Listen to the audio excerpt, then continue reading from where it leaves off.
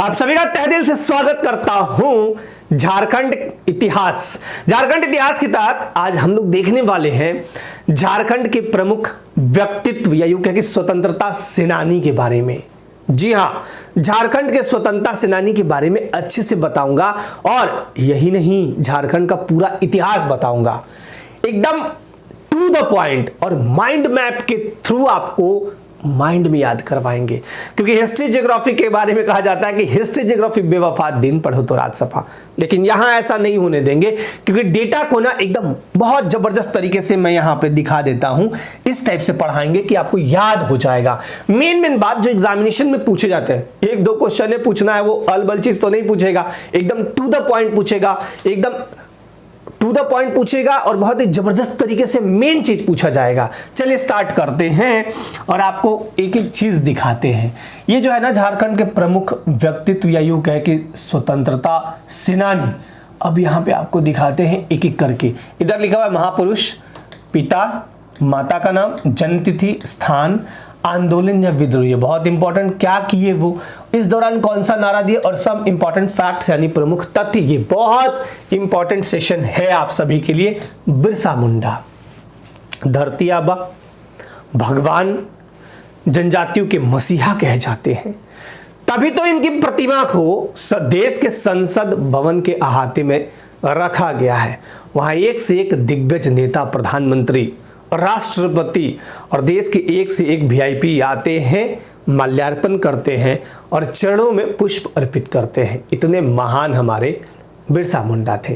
कौन जानता था कि 15 नवंबर साल 1875 को झारखंड राज्य के खूंटी जिले के उलीहातू में जन्मे गरीब मुंडा परिवार में बिरसा मुंडा आखिर एक दिन लोगों के लिए भगवान और लीजेंड बन जाएंगे। बिरसा मुंडा यूं कहे कि बचपन में मतलब भेड़ बकरियां चराते थे, बांसुरी बजाते थे, अच्छे बांसुरी वादक थे और तीर बहुत बढ़िया चलाते थे, यानी अच्छे निशानेबाज थे। बहुत गरीबी और अभाव में जिए। 5 भाई बहन थे, मतलब इनके जो माता पिता हैं सुगना मुंडा और करमी हाथू मुंडा, इनके 5 बच्चे थे। इन 5 बच्चों में ये चौथे नंबर पे आते थे। कौन कौन से थे तो कोंता,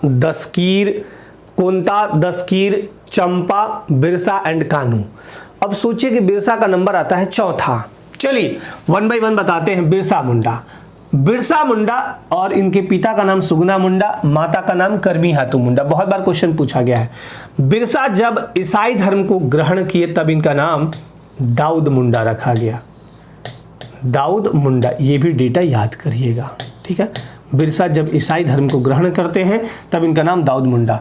उस दौरान सुगना मुंडा का नाम जो रखा गया था जब ये ईसाई धर्म ग्रहण किए थे तब इनका नाम मसीह दास रखा गया था। क्या रखा गया था? मसीह दास। बाद में ये ईसाई धर्म को छोड़ छाड़ दिए थे और गुरु आनंद पांडे के पास गए, जहां वैष्णव धर्म की उन्होंने दीक्षा दी थी।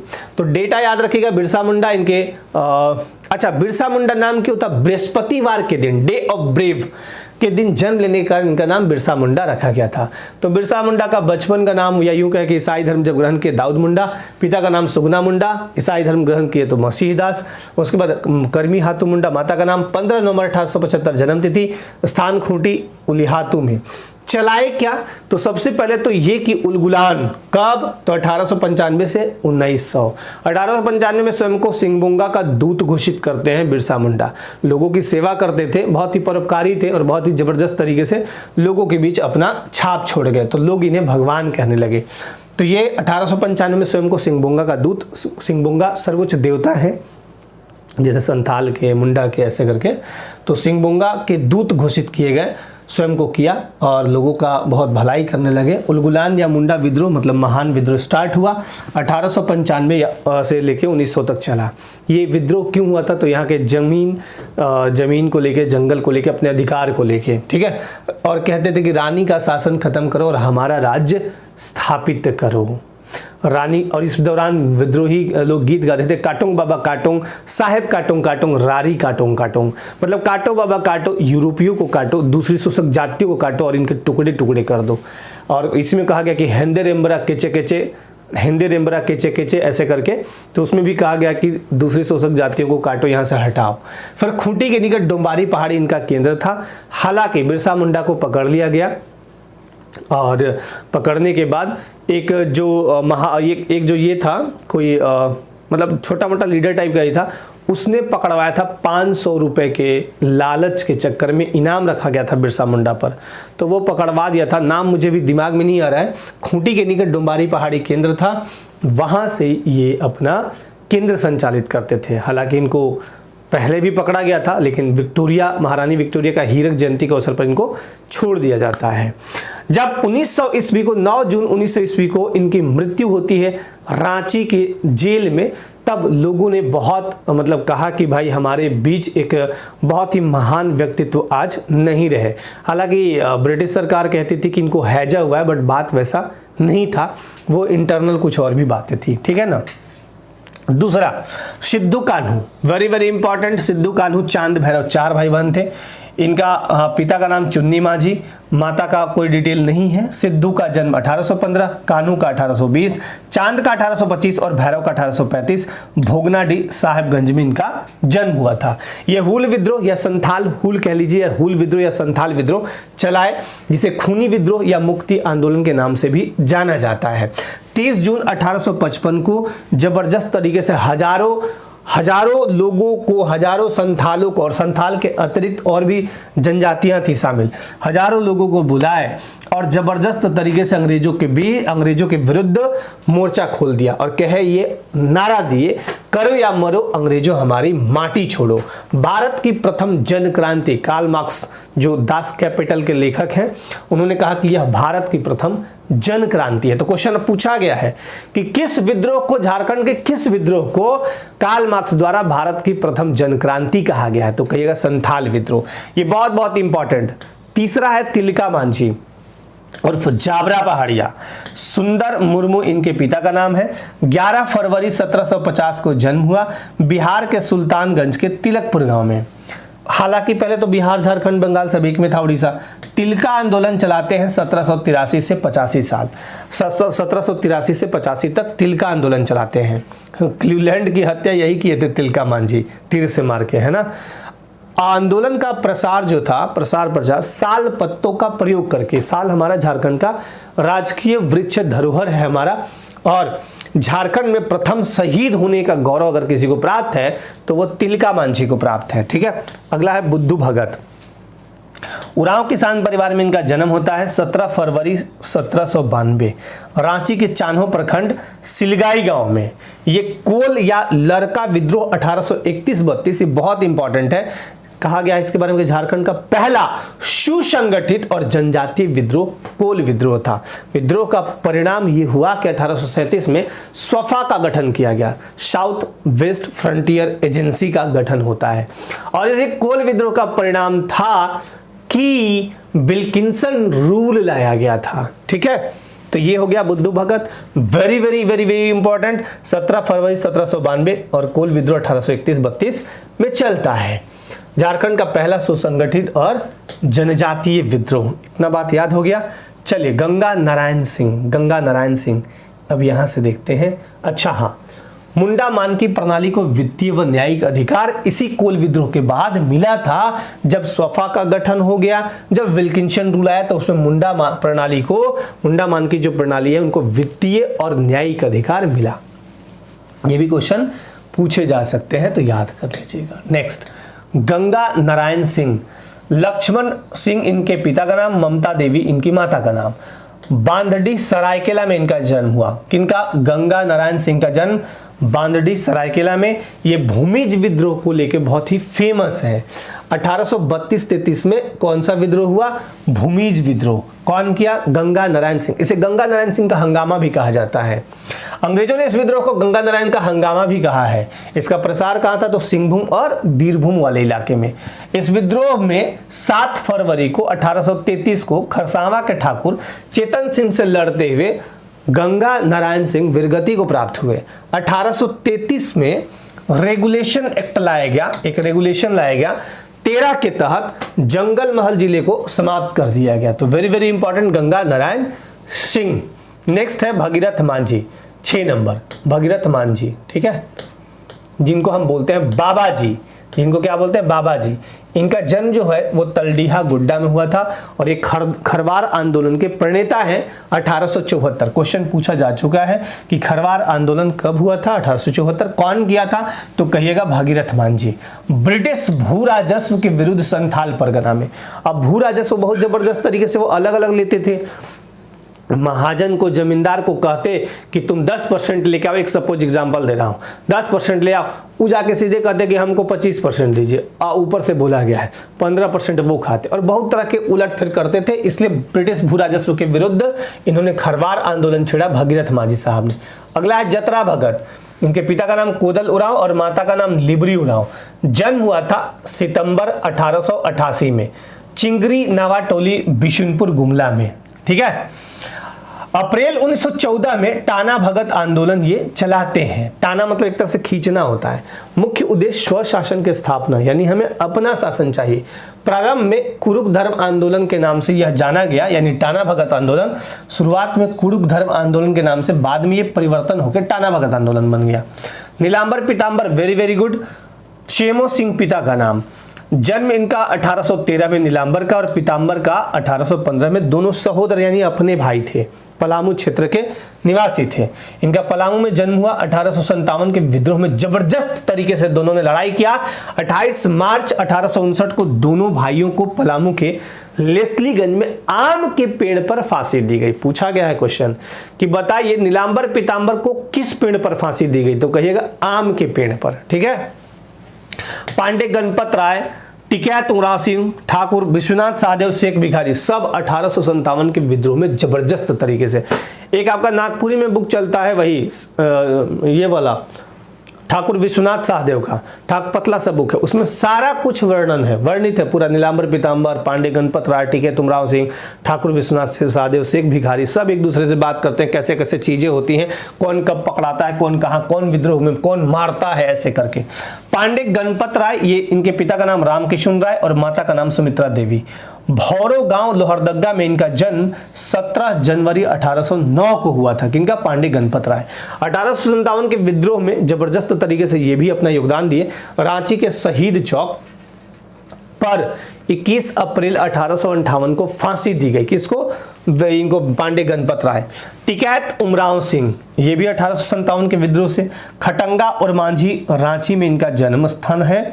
8 जनवरी 1858, ये भी क्वेश्चन पूछा गया है, टैगोरी हिल के पास चुटुपाली घाटी में किसे फांसी दी गई। ऐसा क्वेश्चन आया था कि चुटुपाली घाटी में किसे फांसी दी गई, तो ऑप्शन क्या होगा, Tikait Umrao Singh. Thakur Vishwanath Sahdev, very very important, इनके पिता का नाम रघुनाथ सहदेव, माता का नाम चालीसवरी देवी। और सतरंगी, रांची में 12 अगस्त 1817 को इनका जन्म हुआ था। और इन्हीं पे पूरा एक फिल्म भी बनाया गया है, मतलब इस जब पढ़िएगा ना ठाकुर विश्वनाथ सहदेव, तो उसमें पूरा फिल्म की झलकी दिखाई गई है उस बुक में। मतलब 1857 के विद्रोह से रिलेट करते हैं ये भी, और बहुत जबरदस्त तरीके से लड़ाई की है। 16 अप्रैल 1857 को रांची के कमिश्नर कंपाउंड में एक पेड़ पर फांसी दी गई। किनको, तो ठाकुर विश्वनाथ सहदेव, सबको फांसी दे देते था लोग। शेख भिखारी, खुदिया गांव में इनका जन्म हुआ। कहां पे, खुदिया गांव, चलिए इतना ही है। खुदिया गांव में जन्म हुआ था रांची में 1819 में। किसका, शेख भिखारी का। किसका, शेख भिखारी का। किसका, शेख भिखारी का, ठीक है। 1857 के विद्रोह में 7 जनवरी 1858 को चुटुपाली घाटी में इनको भी फांसी दी गई। यानी टिकैत उमराव सिंह और शेख भिखारी दोनों को चुटुपाली घाटी में फांसी दे दी गई। पहले किसको मिला, तो शेख भिखारी को, दूसरे दिन मतलब एक दिन बाद यानी 7 जनवरी को इनको और 8 जनवरी को टिकैत उमराव सिंह को। जयपाल सिंह मुंडा, जिनको मरांग गोमके कहा जाता है, टकरा खूंटी में इनका जन्म हुआ था 3 जनवरी 1903 ईस्वी को। झारखंड पृथक आंदोलन में इनकी बहुत महत्वपूर्ण भूमिका रही। 1928 का नीदरलैंड एम्स्टर्डम ओलंपिक, जिसको हॉलैंड कहते थे, भारत को पहला गोल्ड मेडल दिलाने वाले अगर कोई व्यक्ति थे, कोई हॉकी का कप्तान था, तो वो हमारे कौन, जयपाल सिंह मुंडा यानी मरांग गोमके, यानी सर्वोच्च नेता। इसको बोलते हैं मरांग गोमके, का मतलब सर्वोच्च नेता। ये हमारे सर्वोच्च नेता रहे। 1939 में आदिवासी महासभा के अध्यक्ष बने और 1950 में झारखंड पार्टी का गठन किए और 1963 में झारखंड पार्टी का विलय कांग्रेस पार्टी में हो गया। हालांकि 77 में इनका ब्रेन हेमरेज से मृत्यु हो गया था। तो Jaipal Singh is very very important, बहुत जबरदस्त तरीके से काम किए। अब हम आपको ले चलते हैं, इतनी चीज़ों को याद करिएगा, बढ़िया से याद हो गया होगा। अब आपको ले चलते हैं, हिस्ट्री दिखाते हैं, एकदम आपको 1 बाय 1 सब कुछ रिमेंबर करा देंगे, ठीक है। छोटानागपुर का पठार और संथाल परगना को मिलाइएगा तो झारखंड बनेगा, जिसका अर्थ है झाड़ियों या वनों का प्रदेश, लैंड ऑफ द फॉरेस्ट या लैंड ऑफ द फॉरेस्ट, ठीक है। अब यहाँ पे आप देखिएगा, यहाँ पे देखिएगा तो इसका जो एरिया है 79,716 वर्ग किलोमीटर, कितना है 79,716 वर्ग किलोमीटर पर हमारा झारखंड विस्तृत है। कितना प्रतिशत वन है अभी, तो 29.81% क्षेत्र पर वन फैला हुआ है। तो छोटानागपुर का पठार वेरी वेरी इंपॉर्टेंट, बहुत बड़ा भूभाग है ये। और संथाल परगना, ये चलिए इतना जिला को लेते हैं हम, 6 जिले इसमें आते हैं। संथाल छोटानागपुर के पठार में 18 जिले, इन 18 जिलों में आपका CNT एक्ट लागू है और 6 जिलों संथाल परगना के लिए SPT एक्ट 1949 लागू है। ऐतरेय ब्राह्मण में झारखंड को पुंड्र कहा गया है। 13वीं सदी के ताम्रपत्र में झारखंड कहा गया है। First use of the exact term, यानी पहली बार 13वीं सदी के ताम्रपत्र में झारखंड नाम। और अगर ऐतिहासिक दृष्टिकोण से देखिएगा तो सबसे पहले ऐतरेय ब्राह्मण में पुंड्र नाम या पुंड्र नाम से किया गया। और 13वीं शताब्दी के ताम्रपत्र में पहली बार झारखंड का शब्द पहली बार यूज मिला। महाभारत के दिग्विजय पर्व में पशुभूमि या पुंडरीक देश कहा गया है। क्या कहा गया? पशुभूमि या पुंडरीक देश। मुगल काल में कुकरा या खुखरा कहा गया है। और वहीं पद्मावत में मलिक मोहम्मद जैसी रचित जो पद्मावत है उसमें झारखंड कहा गया। अलग अलग टाइम में अलग अलग नाम से संबोधित किया गया। इसका एक डिटेल वीडियो आपको ऑलरेडी मैं दे चुका हूं। झारखंड की अधिकांश जनसंख्या प्रारंभ से ही स्थायी रही है। सबसे प्राचीनतम जनजाति जो है असुर। अब झारखंड में जनजातियों की बात करें तो टोटल जनजाति है 33। जब झारखंड राज्य का गठन हुआ था उस समय कितनी जनजातियां थी? तो 30। 31वीं और 32वीं कंवर और कोल बने। उसके बाद 33वीं जनजाति पुरान बनती है। जनजातियों में इस 33 जनजाति में 8 है PPTG, ठीक है, और बाकी नॉर्मल। तो 25, 8, 33, 25 बाकी हैं। 8 आदिम जनजातियां असुर, परहिया, सबर, कोरवा, ब्रिज्या, बिरहुर, माल पहाड़िया, सौरिया पहाड़िया। तो 8 इस प्रकार से हैं। अब कुछ चीजें और, इनका जो जनसंख्या है 86,45,042, 86,45,042 इतनी जनसंख्या हमारे जनजातीय समुदाय का है, यानी 26.2% जनजातीय समाज का हमारा परसेंटेज है।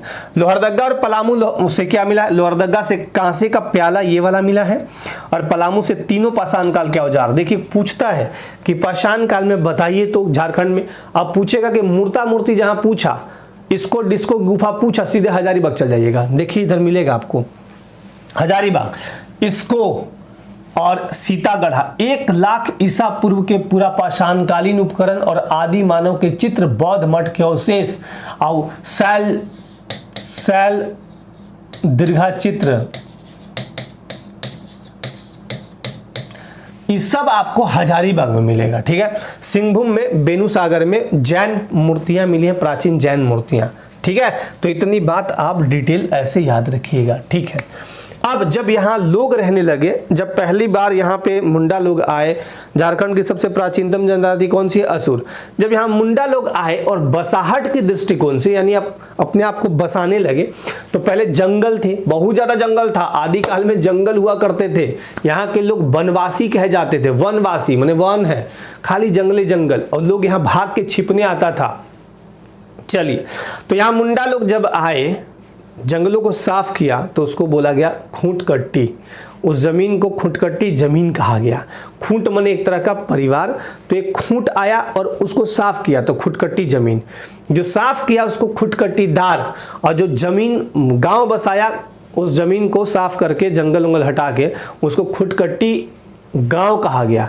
तो इस टाइप से मुंडा आए, और पहला मुंडा ऋषा मुंडा थे, जिन्होंने राज्य निर्माण की प्रक्रिया की शुरुआत की और अपने साम्राज्य का नाम रखा सुतिया नागखंड। एक चीज बताता हूं, मान लीजिए कि कोई एक ऐसा टापू हो जहां पे कोई न रहता हो और वहां सब कुछ सुविधा है, जीवन की संभावनाएं हैं, चलो भाई, जैसे मंगल ग्रह को ले लीजिए, मंगल ग्रह पे भी कौन रहता है? एक भी आदमी नहीं, कोई नहीं।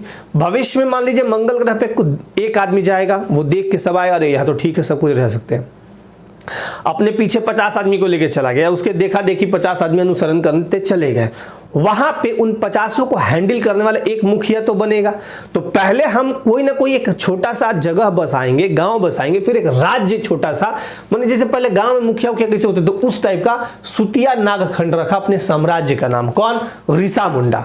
और अंतिम मुंडा राजा मदरा मुंडा हुए, उनका उत्तराधिकारी बनते हैं नागवंशी राजा फिर फनी मुकुट राय। फनी मुकुट राय की कहानी ऑलरेडी मैं बता चुका हूं। फनी मुकुट राय प्रथम शताब्दी में नागवंश के आदि पुरुष माने जाते हैं, माने नागवंश के पहले पुरुष। पहले मुंडा राज था, फिर नागवंशी राज आया। राजधानी ये सुतिया में रखते हैं, सूर्य मंदिर का निर्माण भी करवाते हैं, और प्रताप राय द्वारा राजधानी को चुटिया लाया जाता है। प्रतापी थे, तो ये बातें भी आपको ऑलरेडी बता चुका हूं। अब आते हैं, थोड़ा आगे बढ़ते हैं। चेरो खरवार वंश पलामू में, और सिंह वंश सिंहभूम में, रक्षाल वंश राजपूतों का रामगढ़ राज। अब ये क्वेश्चन पूछे गए हैं, बताओ भाई चेरो वंश कहाँ है? तो पलामू में। और रक्षेलों को अपदस्थ कर सत्ता लिया इन्होंने। राजा मेदिनी राय का शासनकाल रहा, और मेदिनी राय का शासनकाल स्वर्णकाल कहा जाता है। चेरो शासन का स्वर्णकाल। कहते हैं कि घर घर बाजे मथनिया, ओहो राजा धन्य हो राजा मेदनिया। मतलब हर घर सुख समृद्धि से था, और मथनिया बजने का मतलब कि वो जो मट्ठा महते हैं ना, दही से दूध में थोड़ा सा जोरन डाल दिए, मतलब तो दही हो गया, और दही को मथ के जो घी निकालते हैं अलग, मलाई, और वो मट्ठा अलग, दही वैसे होता था, तो मलना उसको बोलते थे, मथना उसको बोलते थे। रक्षाल वंश ये राजपूतों का पलामू से सुरगुजा छत्तीसगढ़ तक था। तो रक्षालों को अपदस्थ मैंने हटा के कौन बैठ गया यहाँ पे? चेरो वंश। उसके बाद आते हैं सिंहभूम। सिंहभूम में सिंह वंश, राजस्थान के राठौर राजपूत पुरहाट क्षेत्र सिंह राजाओं की भूमि कही जाती थी। पहली काशीनाथ सिंह और दूसरी दर्प नारायण सिंह। इसका दो ब्रांच था, एक का जो संस्थापक था वो काशीनाथ सिंह, और दूसरे का दर्प नारायण सिंह था। रामगढ़ राज की स्थापना 1368 में बागदेव सिंह द्वारा की गई। जब डिटेल में पढ़िएगा तो पूरा चीज समझ में आएगा, बट आपको अभी सिर्फ इतना बता रहा हूं कि एग्जामिनेशन के दृष्टिकोण से ये ऐसा वन लाइनर है या ऐसा पॉइंट्स है जो आपको एकदम याद भी हो जाएगा, और साथ ही साथ आपको वो बहुत ही फायदेमंद साबित होगा। चलिए अब आते हैं मौर्य साम्राज्य। अशोक का 8वीं क्षेत्र। अशोक के 13वें शिलालेख में 8वीं क्षेत्र यानी झारखंड का वर्णन है। बौद्ध धर्म प्रचार हेतु रक्षित नामक अधिकारी को यहां भेजा गया। अर्थशास्त्र में कुकुट देश का उल्लेख झारखंड के बारे में किया गया। गुप्त साम्राज्य और हर्ष के काल में देखें तो समुद्रगुप्त भारत का नेपोलियन माना जाता है। इसका प्रभाव झारखंड में रहा था। गौड़ शासक शशांक का लंबा शासनकाल यहाँ रहा था। शिव मंदिर बेनी सागर का निर्माण गौड़ शासक शशांक द्वारा ही करवाया गया था। तो इतनी बातें याद रखिएगा। कनिष्क के समय सिक्के रांची और सिंहभूम से प्राप्त हुए। कनिष्क के समय के जो सिक्के चलते थे वो रांची और सिंहभूम से प्राप्त हुए। पारसनाथ पहाड़ी 23वें जैन तीर्थंकर का प्रभाव देखने को मिलता है, यानी जैन साम्राज्य जैन धर्म भी यहाँ पे रहा। नागवंशी सेना प्रताप कर्ण के उत्तराधिकारी जो नागवंशी सेना था, इधर रक्षाल राजपूत सेना था। तो एक तरफ नागवंशी एक तरफ राजपूत। अब देखिए कोराम्बे का युद्ध कैसे होता है। रक्षालों और नागवंशियों के बीच भीषण नरसंहार हुआ। इस युद्ध की भयानकता के कारण कोराम्बे को झारखंड की हल्दी घाटी कहा जाता है। हल्दी घाटी का युद्ध बहुत जबरदस्त इतिहास में हुआ था, तो उसी टाइप से यहां भी हुआ था कोराम्बे का युद्ध। कारण क्या था कि प्रताप कर्ण के समय, प्रताप कर्ण नागवंशी सेना में प्रताप कर्ण के समय तमाड़ के राजा का विद्रोह हुआ था। प्रताप कर्ण को बंदी बनाया गया, जिसे बाद में खैरागढ़ के राजा बागदेव सिंह की सहायता से मुक्त कराया गया। तो इन सब चीजों को लेकर युद्ध हुआ। चलिए आगे चलते हैं हम लोग थोड़ा और अकबर के समय का चीज देखते हैं। हुमायूं के विरुद्ध शेरशाह ने इस क्षेत्र का यानी झारखंड क्षेत्र का उपयोग किया। अफगानों के छुपने का स्थान हमेशा के लिए खत्म करना। जो अफगान थे वो मुगलों के मतलब मुगल उनको देखना नहीं चाहते थे, अफगानियों को वो जबरदस्त तरीके से विरोध करते थे। तो उस समय यहाँ छुपने का स्थान था, इसलिए हमेशा खत्म करने के कारण। राजनीतिक कारण क्या था झारखंड में आक्रमण करने का? साम्राज्यवादी विस्तार नीति, खुखरा क्षेत्र को पूरी तरह से मुगल साम्राज्य में मिलाना, ये इनका टारगेट था। अच्छा, आर्थिक कारण क्या था? शंख नदी में मिलने वाले बेश कीमती हीरे। अब दुर्जन साल के बारे में तो आप पढ़े ही हैं। हीरो का पारखी था, जहांगीर उसको बना के कैदी कर लिया, 12 साल तक कैद रहा। तो कहा कि ये सर सुनिए ना, इधर आइए ना सर, हमको आता है कोई चीज। हाँ जी, तो हम हीरा परखने जानते हैं, 2 फैट और दिया, पहले कहे नहीं बताया, फिर ले गया, फिर उसको छोड़ छाड़ दिया गया टैक्स वो करके कि चलो 6000 वार्षिक टैक्स देना, जाओ तुम भागो। वो भी राजा था दुर्जनसाल। इसका रिजल्ट क्या हुआ कि मधुकरण शाह नागवंशी जो शासक था और रणजीत सिंह सिंहभूम ने मुगलों की अधीनता स्वीकार कर टैक्स देना आरंभ किया। मुगल भाई बहुत स्ट्रांग थे, तो ये ऐसे हुआ, ठीक है। राजा दुर्जनसाल नागवंशी राजा हीरो के महान पारखी थे, डायमंड एक्सपर्ट थे। जहांगीर के सूबेदार जो था इब्राहिम खान ने इसको हराया। 12 साल तक ग्वालियर के किले में कैद कर रखा। हीरो की सही पहचान करने पर जहांगीर ने रिहा किया और शाह की उपाधि दी। सहबल राय जो चिरो राजा सहबल राय है, मुगलों की सड़क ए आजम जीटी रोड को लूटा था और इसका परिणाम यह हुआ कि 1613 में पकड़कर दिल्ली लाया गया, जहां बाघ से लड़वाकर उसकी हत्या कर दी गई। तो ये सभी कांड होते थे पहले। बाघ के अथी क्या बोलते हैं, जैसे इस टाइप से एक पिंजरा है और अंदर बड़ा हॉल है, रूम टाइप का, पिंजरा में जाकर ऊपर से ढकेल दिया आपको, चाहे खोल के डाल दिया, जाओ बाघ से लड़ो। अगर लड़ के बच गए तो अच्छी बात है, नहीं तो वहाँ देखता था और मजा भी लेता था। पहले के राजा महाराजा गजब टाइप करते थे। चलिए, मेदिनी राय ने मुगलों की अधीनता ठुकरा दी, लड़ाई भी हुआ। नागवंशी राजा रघुनाथ शाह की राजधानी दोईसा पर आक्रमण कर विशाल पत्थर का दरवाजा उखाड़ दिया गया। नागपुर दरवाजा बुलाया जाता है, इसे ले जाकर पलामू किले में स्थापित कराया गया। नागपुर का दरवाजा बहुत जबरदस्त था, उसको तोड़ पाना, भेद पाना बहुत मुश्किल था।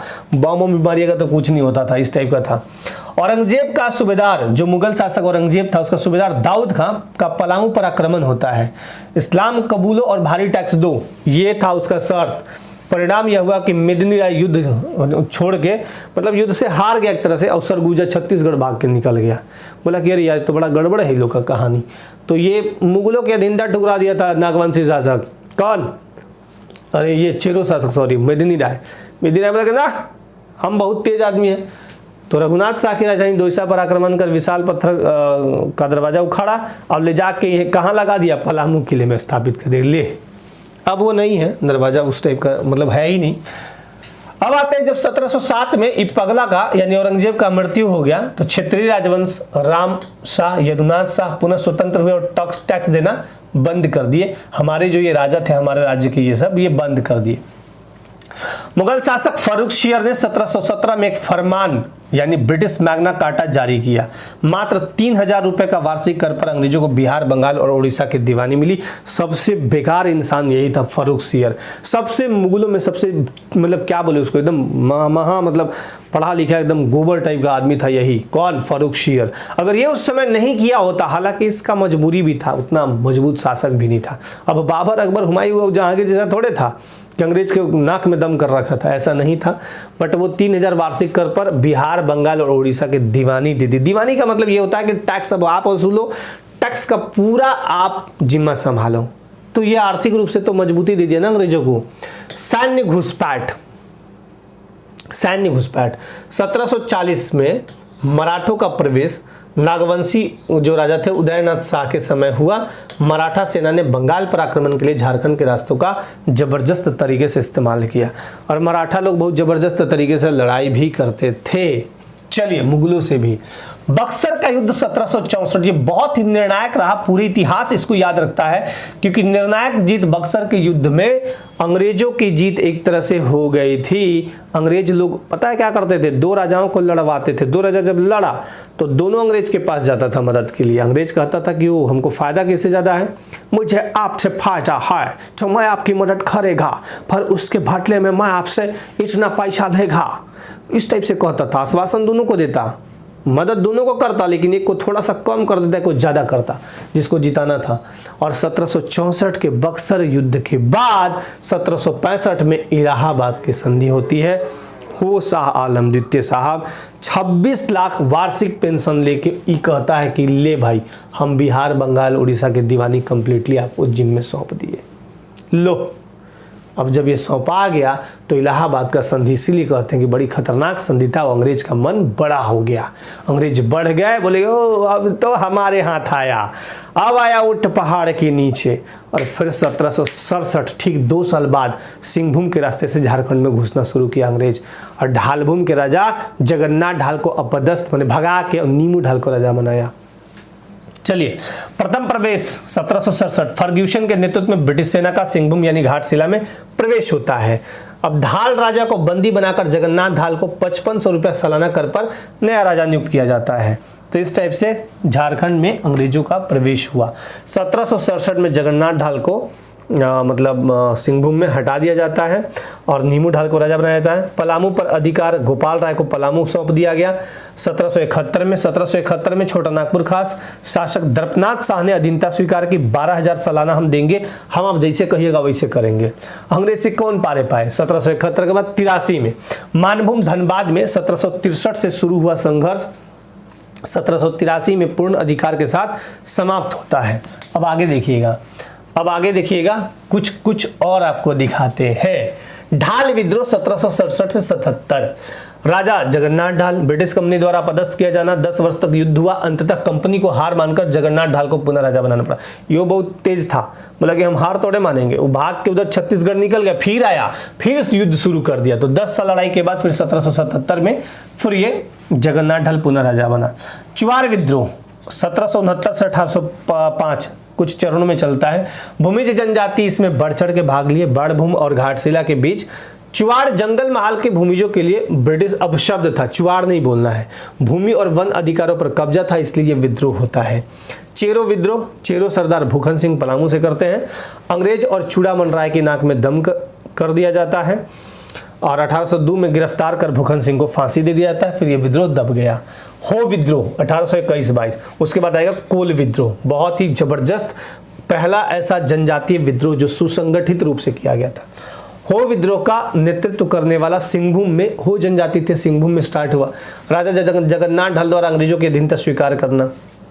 इसका कारण था कि जगन्नाथ ढाल फिर से राजा जो बने थे सिंहभूम में, वो अंग्रेजों की अधीनता स्वीकार कर लेगी। जो कहिएगा जैसे कहिएगा हम वैसे ही करने को तैयार हैं, ठीक है, वैसे ही हम तैयार